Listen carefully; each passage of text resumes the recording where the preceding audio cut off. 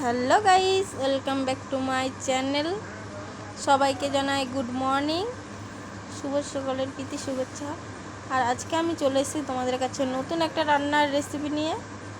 আর হচ্ছে গিয়ে আজকে সকালবেলায় দাদু এনেছিল মাছ, বাটা মাছ, জ্যান্ত বাটা মাছ, যদিও ওগুলো মরে গেছে ঠিকই। দিয়ে আমি কেটে নিলাম মাছটা, তারপর মাছ দিয়ে আলু দিয়ে রান্না হবে। দিয়ে আলুটাও কেটে নিলাম সুন্দর করে। দিয়ে আলু কাটতে কাটতে দেখি দাদু মাঠ থেকে, দেখতেই পাচ্ছ যে দাদু মাঠ থেকে লাফা নিয়ে আসলো।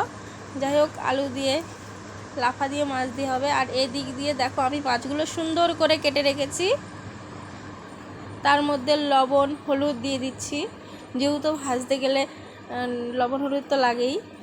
তারপর আমি কড়াইতে দিয়ে দিচ্ছি তেল, তারপরে তেল দিয়ে দেওয়ার পর আমি মাছগুলো দিয়ে দিয়েছি।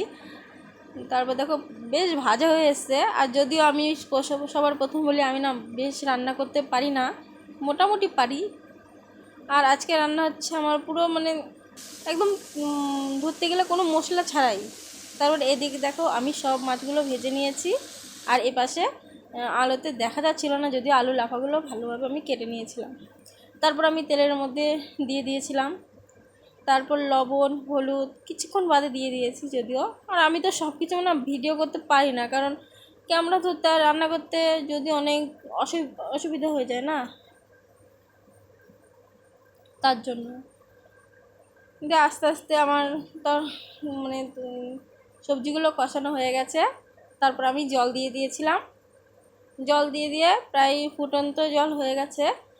কিছুক্ষণ পরে আমি মাছগুলো দিয়ে দিয়েছিলাম।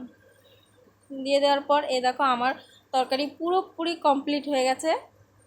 আর